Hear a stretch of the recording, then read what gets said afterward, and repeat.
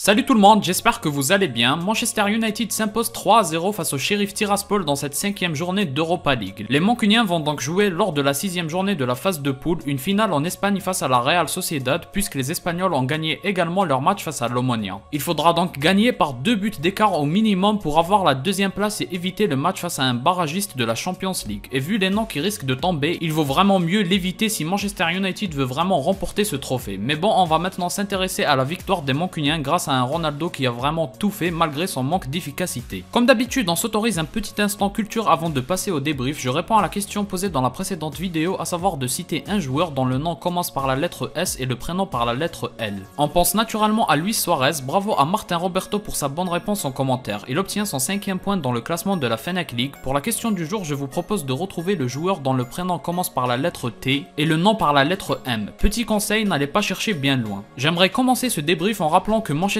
United affronte une faible équipe d'Europe. Il faut toujours se mettre dans la tête dans ce genre de match le contexte avant d'analyser les performances des uns et des autres. Et c'est triste, mais le Sheriff est venu avec des intentions pas très appréciables pour des fans de foot. Ils sont venus en formant un bus de 2 lignes défensives et un seul attaquant. C'est pauvre comme jeu et c'est dommage. Je ne pense pas que qui que ce soit dans cette équipe prenne du plaisir à jouer comme ça, mais il faut aussi dire que c'était leur premier match avec ce nouvel entraîneur. Donc en réalité, ce match aura été un punching ball pour le boxeur Manchester United qui n'aura réussi à mettre que 3 KO. C'est déjà pas mal, mais avec plus de justesse et d'intelligence dans le jeu, c'est le genre de match qui peuvent se terminer avec 5-6 buts d'écart très facilement. De Gea a été inquiété que sur 2 centres, mais sur les 2 reprises, l'attaquant du Sheriff était assez loin de réceptionner le centre, mais mis à part ça, c'était les joueurs de Manchester United qui cherchaient à trouver la solution et le moyen de percer le mur formé par les joueurs du Sheriff. Tout ça pour dire qu'en ce qui concerne qui a été meilleur entre les deux clubs, c'est bien sûr de loin Manchester United qui l'a été, il n'y a pas du tout de débat sur cette question. Mais malgré cette défense bloc bas du Sheriff, Manchester United pendant toute la première période a montré de grandes difficultés à casser le bloc bas. Les critiques restent les mêmes, c'est une équipe beaucoup trop prévisible et qui manque énormément de justesse technique. La majorité des centres sont ratés et ne sont même pas à hauteur d'homme. Beaucoup se terminent de l'autre côté du terrain, en fait les centres soit c'est le premier défenseur qui les arrête, soit ils se terminent du côté de la touche. Mais il faut aussi dire que l'équipe mancunienne manque cruellement de joueurs qui font la différence en 1 contre 1, ça a été un peu le cas avec Garnacho et Rashford mais on y reviendra plus tard. Mais clairement c'est pas assez, ils ne font que tourner, aucun joueur ne prend la responsabilité de faire la différence par lui-même. Tous ne font que servir le coéquipier le plus proche. Certaines équipes arrivent à déstabiliser les blocs bas comme ça, mais il faut être extrêmement juste dans les passes et surtout il faut être ultra fluide. Il ne faut pas qu'il y ait de l'hésitation et il faut surtout avoir une bonne lecture dans le jeu, dans le sens où il faut savoir dès qu'on reçoit la balle quel autre joueur servir. Et c'est pas du tout le cas avec cette équipe, ça paraît évident pour tout le monde. Bien sûr c'est assez sévère de faire ce constat là vu qu'il y a 3-0 au bout, mais d'abord le but qui débloque le match c'est la tête sur corner de Dalot, parce qu'avant ça lorsque le Sheriff avait la balle il n'envoyait que 1 ou 2 joueurs à l'attaque, c'était vraiment une optique défensive totale, mais après ce but et notamment en deuxième mi-temps, ils se sont mis à monter un peu plus en nombre et ça a permis d'ouvrir un peu plus le jeu. Et justement Manchester United en a profité et a réussi à mettre 2 autres buts en deuxième mi-temps, surtout avec les changements que Ten Hag a fait qui ont apporté de l'énergie par rapport aux joueurs du Sheriff qui fatiguaient de plus en plus et au fur et à mesure que le match avançait. J'ai probablement mis dans le titre de la vidéo que Ronaldo a détruit le Sheriff Tiraspol et je le pense sincèrement. On va commencer par débriefer sa prestation à lui justement. Oui d'accord, il a manqué d'efficacité, ça c'est indéniable. Après il n'en a raté qu'une seule et c'était en deuxième mi-temps. Il y a la remise de Fernandez en première mi-temps mais celle-ci il ne la rate pas, c'est le défenseur qui arrive le premier sur le ballon en taclant. On peut reprocher à Ronaldo un manque de réactivité sur le coup mais le défenseur rattrape super bien son retard. En tout cas c'est pas un manque d'efficacité. Par contre le raté en deuxième mi-temps ça vient après une récupération haute et Ronaldo est servi par Eriksen, il profite de l'appel de Fernandez et élimine son vis-à-vis. Malheureusement il force un peu trop sa frappe et il se rate. Un Ronaldo plus en forme la mettrait petit filet et on n'en parle plus, mais bon c'est qu'un seul raté, on peut pas dire qu'il rate tout son match juste pour un seul raté. D'autant plus qu'il se rattrape plus tard avec son but de la tête, justement parlons-en, ce but revient d'abord à la magnifique passe de Fernandez.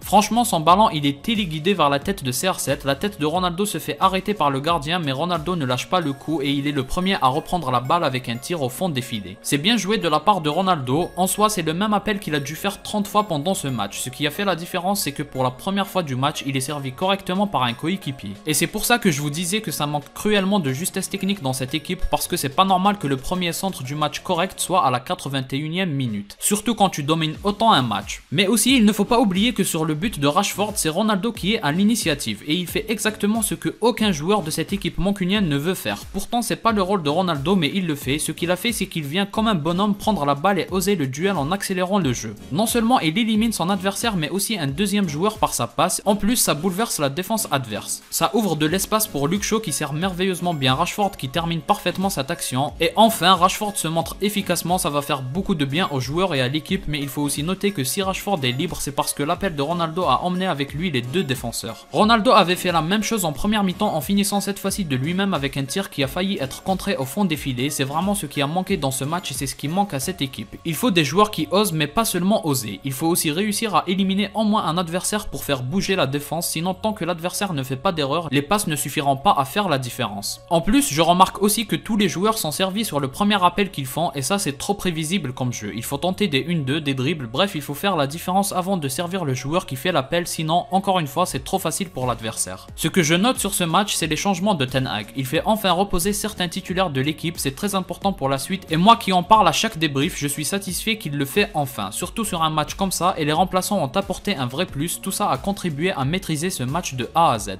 Rashford a été un joueur clé pour casser le bloc bas, la première de Garnacho en titulaire est satisfaisante, surtout qu'il a montré en 5 minutes ce que Sancho n'a jamais montré en une saison et demie. Après, il doit encore s'améliorer dans ses choix, il ne fait pas toujours ce qu'il faut, mais lui, il réussit ce qu'il fait, et ça c'est important. Anthony, lui, il faut en parler, je pense qu'il est reposé pour les prochains matchs, mais aussi qu'il est puni par rapport à sa toupie qu'il a fait pendant qu'il y avait encore 0-0. Son skill en mode toupie est certes beau, mais ça l'a perturbé émotionnellement au point de mal ajuster sa passe. Je pense que Ten Hag l'a puni pour ça. Après, personnellement, son coup de la toupie, ça ne me gêne pas spécialement, mais puisque ça ne sert à rien, à mon avis, s'il veut le faire, c'est quand l'équipe est assurée de gagner. Le faire à 0-0, je trouve ça un peu dérangeant. Dites-moi ce que vous en pensez en commentaire. Voilà donc pour le débrief de ce match. Je trouve pas ça spécialement utile de parler des autres joueurs parce que c'était un peu facile pour le milieu de terrain et la défense de réussir leur match vu qu'ils n'ont pas été trop mis à contribution défensivement. Tous les joueurs ont en réalité fait le taf qu'il fallait. J'espère que vous avez aimé. Si c'est le cas, n'hésitez pas à liker, commenter, partager et vous abonner pour me soutenir. Moi je vous dis à la prochaine, portez-vous bien.